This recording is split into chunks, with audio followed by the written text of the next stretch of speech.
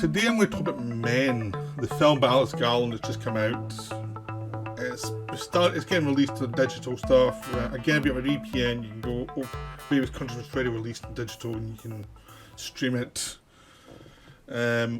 So it's the new Alex Garland film that's had a kind of rough ride of it. Really, and I can understand why. Isn't. I would say straight away it's not as good as Annihilation, which is a film he made before, and it's not as good as Dread, which he wrote and some say co-directed. It reminds me of Ex Machina, which is a film that got a lot of great reviews. I thought it was good before it had been great. And this film reminds me of this one, with a sense of I think there's lots of good stuff in it, but it's a bit messy. You know, like So that's kind of my initial take on it. I'll try and stay away from spoilers to start with, and then I'll go into spoilers. I'll give you the time warning of we're going into spoilers. So something. So at the moment we're going non-spoiler.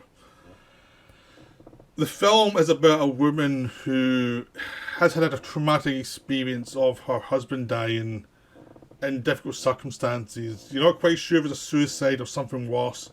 And she's into the countryside to try and recuperate. And seems very distant from herself and is trying to work things out, just try and regain her humanity from getting away from everybody and just having peace and quiet and delivering some sort of sanity by going to the countryside. And she does the normal thing of going for walks and stuff, and it's just this typical English village. And if you've ever gone to any village in England, Scotland, Wales, whatever, there's a certain kind of thing. There's walk areas, there's local pubs, there's a local church. There's like, you ever visited anybody in a small town that is a friend and you go for walks, you'll recognise all of the tropes of that kind of experience. It's something you can't avoid. It's like going for a walk in the countryside, going, where the hell are we going? And where does this lead? And it's all that stuff early on, everything that you would recognise from that kind of experience, you know. But there's something going on. The film does it creates a sense of, yeah, this is what it's like. You see her getting more relaxed with it all, and she's being a bit silly with echoes and things. It's the kind of thing you do as you start to relax after you're in that kind of location. Then things get a bit more sinister, It's almost the point where she has a moment of pure joy. Something sinister starts to appear, and she starts to see all the men in the village. All are played by Rory Kinnear, and they've all got a similar face, but they're different characters. So it's basically gives Rory Kinnear a good chance to play different characters throughout the film. Meanwhile, Jessie Buckley plays the woman who's kind of reacting to all of this and trying to figure out, is something crazy, is it supernatural, or is it in her mind? It's like, what is it? What's going on? That's the kind of situation that's getting set up in the film, is like there's something off. And because she's suffering from trauma and she's trying to make sense of the trauma, it could be either way. It could be supernatural or someone in her head. I've seen this done better in other films, to be honest with you. I've seen it's if she's going crazy, it's no repulsion, and even for like recent female characters dealing with mental issues, it's not as, to me, it's not as good as Censor or that slow film about the crazy pregnant woman, Revenge. I don't think it's as interesting as those ones, really. And the reason why is basically because the lead character is distant. It's really distant from you. And it's not a fault of the actress, it's the part. It's the part, really, the way it's written. Because it's hard not to tell that the actual male characters are all distinct, even though they're played by Rory Kinnear, they're all distinct and you can get exactly who they are. You can get an idea of who she is, so she's a central character and you don't really warm to her, which is something I quite like, is the fact that it's, because a lot of these psychological things, they try and make you feel for the lead character. It was male or female usually. They try and make something tropes to make you feel for them. That's the one they hold back a little bit. You're not meant to love this character because she's a grown-up and she's got flaws, and that's what I liked about the film, ultimately, is she's a very flawed character. But it could have been written better, because there's all the little details that make up a character, even if this person's flawed, are there in the male characters. But in the female characters, because she talks to her friend on the phone, those characters tend to be one note. It's like he's having a problem writing these characters. He kind of knows roughly what they should say, but Alex Garland doesn't seem to nail their characters. They feel vague. And is it meant to be because it's all kind of madness? That could be one thing. But you don't get a sense of who they are at all, just a simple sense of, I understand that kind of person. You don't get that, they're just kind of, they're just a background of a lot of the characters. They say things, but you don't get a sense of who they are from that. Which I found interesting, but also unsatisfying, because it means when you go into the horror later on, you're at a distance from the lead character, which is tricky. The reason I'm bringing this up, though, mainly is because the film reminds me a lot of Jonathan Carroll novels.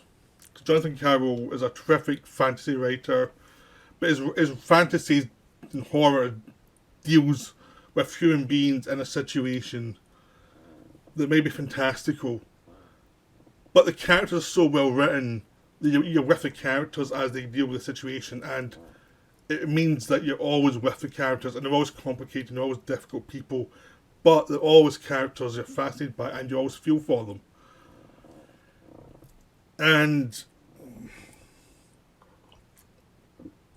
this film doesn't have that. And it's due to writing the lead character, you have a sense of, you've got a really good actress, Jessie Buckley, playing her, but she's only given so much to do, she's reacting a lot, but you don't get a sense of just in the little lines exactly who this person is. And the film reminds me a lot of a book Jonathan Carroll wrote called A Voice in Our Shadow,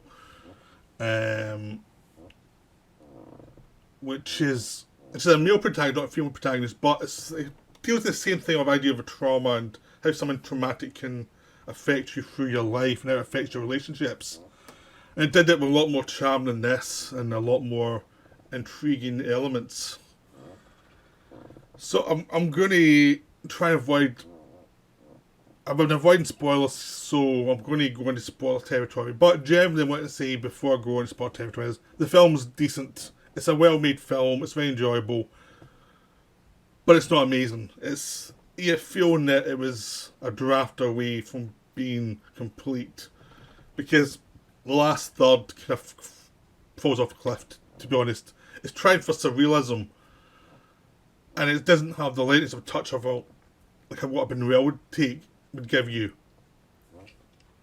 And it's not. Things happen, but it feels very heavy-handed how they're happening, and it's going towards a conclusion, a lot of conclusion with lots of ideas in it. But it's just a one note. And earlier on in the film, it felt a lot more fun, more interesting. And the last third, it's really trying hard to be a horror film. In a way, I think it kind of limits itself. And also, because the character's not well defined, but you get to the horror, you're not actually scared, you're just like, this is interesting.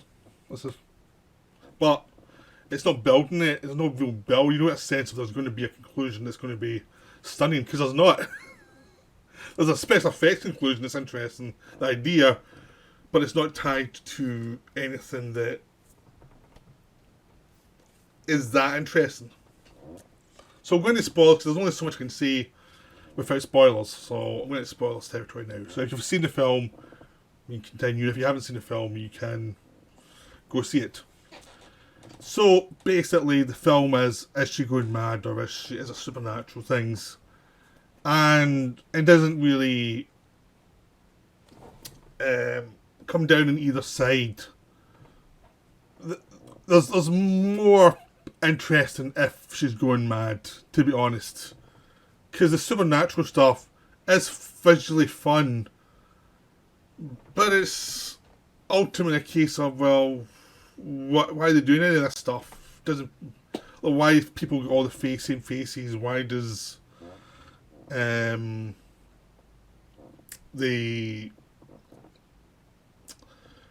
this person, this naked character played by Rory Kinnear, keep on coming for her and keep on mutating to somebody else? Like, why does the male characters give birth to each other and they all come out like Rory Kinnear? A lot of visual interesting things, but it doesn't tie together. It's just like there's no like great concept. It starts off well when it's keeping ambiguous early on, where there's one character who could be mad, who's naked floating through the town. Then there's the idea of they're all looking the same. All that stuff is solid, and then all the males are a bit off. Like they're all kind of try to be sympathetic to her, but they've also there's a kind of nastiness to them below the surface. But as a supernatural conceit, it doesn't really hang together in a way that really is that interesting. It's like there's something missing in the setup and in the execution for that to actually feel valid. It just feels like there's lots of stuff going on that's not really been powered through by a logical thread. It reminds me a lot of Last Night in Soho, where it also had a lot of thematic stuff, but the actual narrative level, there was gaps in the narrative that needed to be filled in for it to be working the level it's trying to work at. It's the same thing here. It's just like there's stuff going on, but it's not quite as clever as it thinks it is. It's just just there. And it's not because I think the idea is you're meant to try and fill it in yourself, but for me there wasn't enough little nuances to fill it in for yourself. And the supernatural side of things, I felt like there was just it was kind of one note after a while, and it wasn't playful in a way that would have helped it.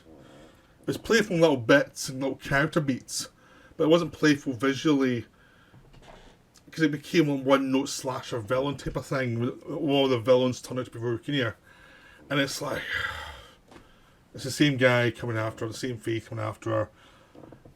That's the supernatural side of it. Just doesn't really. There's no payoff there that really works. The way it pays off better is if she's going mad. That's the only way that this film makes any sense, really, ultimately, is if she's actually going mad. Because as I said earlier, the moment she has a bit of pure joy, she suddenly sees a figure coming towards her and chasing her, so she's running away from it. And it's almost like she can't give herself any joy, and she's going to torture herself through this whole time. Because it's all about the thing of her divorce was traumatic. Her husband said if she tried to divorce, he'd kill himself. And then he tried to get back. He hits her. She throws him out. He tries to get back in the apartment. He falls. Was it a suicide or was it an accident? No one's quite sure. She feels guilty. The thing about these flashbacks, they come slowly throughout the film. And the good thing is, it's like there's not one person. Both of them are very flawed. Obviously very flawed. Like, she's very withholding in a sense that she's saying like, I don't owe you anything. This is not working anymore. You can't push that on me. That all makes sense. But you don't get a sense of what she's about. It's just like she's reacting to him. But you don't get a sense of her character. You get a sense that he's very needy and very neurotic and twisted and weird. And at the end, it all comes back to Rory Kinnear basically being a kind of cover for him, for his damages and all his problems, and it's really him which works as a psychological thing of she's still projecting him onto all these men. You know, like it's all these men that are projected onto him. Like he's like what she saw of him is go through how she interacts with everyone else, and it's causing her a lot of distress because she's not being able to step back and saying, "Wait a second, that was him. It's not everybody, it's him." And there's like a sickness that's going through her interaction with other people. And if someone says something she doesn't like, she overreacts. I mean, there's a point where we're talking to her as a priest, and he says something that she doesn't like that comes across as unsympathetic, but not actually. It may actually be true, but he said it wrong, type of thing. Where it's like, yeah, maybe she didn't need to hear this right now, but it is true, and it is what's causing our issues, is some of her actions did lead to this thing happening. And she never gave the guy a chance to apologise for his mistake. That is true, but we said it was wrong. It was like, oh, you shouldn't have said it that way. But because it could be her madness, maybe that's how she sees all men saying things now. Who knows? It's that kind of tricky thing. It's like, you're because the lead character is not written very well, it creates this thing where you find yourself be unsympathetic towards it at times. Because no matter how well the actors are doing it, and I think the idea definitely is to make sure the character is a grown-up who has made mistakes and isn't perfect, but the character was written well, where you see strengths and weaknesses. You would have, you could find a more balanced view of the character. In this one, she just feels like someone who overreacts to things and who's a bit hysterical. And that's not a character you actually can get behind. You know, and it's like, you know, it becomes frustrating to watch as she kind of then overreacts to every little thing in the film. Like the guy who's naked is released because he didn't. They can't charge him with anything because he was just this mad person who. No, that's dodgy, but she just storms out the pub when she hears that, and it's like, okay, I can't was writing. The writing's like, it's not like instead of saying something that you get the point that she's angry with it and legitimately angry, but also some nuance to it, it would be fine. But the character just jumps all the time, and it's like there's nothing there. The actress is doing her best, but she's got nothing because the Kiss character is just like so one note. And it's very frustrating because there was a lot of good stuff in the film. And you've got someone who's playing the lead character who's a very good actress. And it's like, well, you've just stumped her by giving her a character that's not quite... It's not just sympathetic, it's just not interesting. It's not an interesting character. I don't care about sympathy. I just want to be interested. And this character is not interesting. It's just like someone who's always overreacting. It's like the kind of person you'd have to avoid, you know, if you're dealing with them. Because, oh God, this person's going to overreact to everything, and they're going to see it from their side, and they're going to be crazy, and it's like, it's the kind of person you actually would just avoid in real life. Because they're so into their own point of view that it's like, there's other point of views. And it's like, the thing is, the insanity of her seeing all the characters as one person is a good visual trick, but only works if it's psychological, which is just seeing everybody the same. Because the first person she sees is this guy who owns a house she's renting for 2 weeks. And he's the annoying British, or the annoying English guy who is old school and very kind of traditional, but he's got lots of weird quirks that are a bit odd. And it's kind of thing that anybody who deals with that kind of character just cringes when they deal with it, because it's like, we've all dealt with it, and it's always like, oh God, shut up, please shut up, you embarrassed yourself. And since then, every other character has his face. Now, sympathetic or non-sympathetic, or initially or not, they all have his face, and always that's a taint of him. And all ended with the taint of her ex-husband. So it just feels like this disease of her seeing the worst attributes of men within every male. And it's like, well, okay, so this is just misogyny then. That's really what it is. Because you haven't really written the lead character right. Because you're just thinking, Yeah, I wouldn't like to be stuck with her for very long because it's like she's obviously a bit nuts. And the film only really works if you're stuck with her being nuts, being a lunatic who can't find joy in anything, who's getting slowly more and more paranoid with every little detail, who thinks every man's down to kill her, and that they're trying to, in the end sequence where Roki just kept giving birth to other versions of himself as a way to take the woman out of the equation because all men just like each other's company. Which is just this fantasy that only makes sense really if it's in her mind, in her paranoid mind. As a concept, as a supernatural concept, as I said earlier, they haven't linked the supernatural up enough so you can actually see that as a actual supernatural concept that actually is scary. It's just like it's something that only really exists in her mind. So one of the other reasons why the end's not that scary is just like, yeah, she's going mad. It's like, and it's not scary. It's just like, oh yeah, this vague character I don't like very much is going mad. Yeah. And the idea of she's trying to return to sanity from a difficult situation because her husband died and all the rest of it. But, and obviously she can't deal with the guilt of, she thinks she may have something to do with his death. Again, if the character was written properly, it would have helped. Instead of just this concept, it just lies there. And you just don't get the human warmth you need to see it as complicated. You see it as something that's psychological damage to her. And she has to go to therapy for a long time and get over it and talk to somebody and try and talk it out. Instead, she goes out of the country and goes mad. It's just like, get a therapist. Just please get a therapist. This is, it's this is just paranoid delusions on the grand scale. Except because it's too broad about men to actually feel like it's actually an indictment of men in any possible way. Because as a male, I did not feel indicted in any possible way. I just felt like, some crazy woman. It's like, the men are so broadly sketched in that you don't feel any kind of like, you just feel like, the lead character's crazy.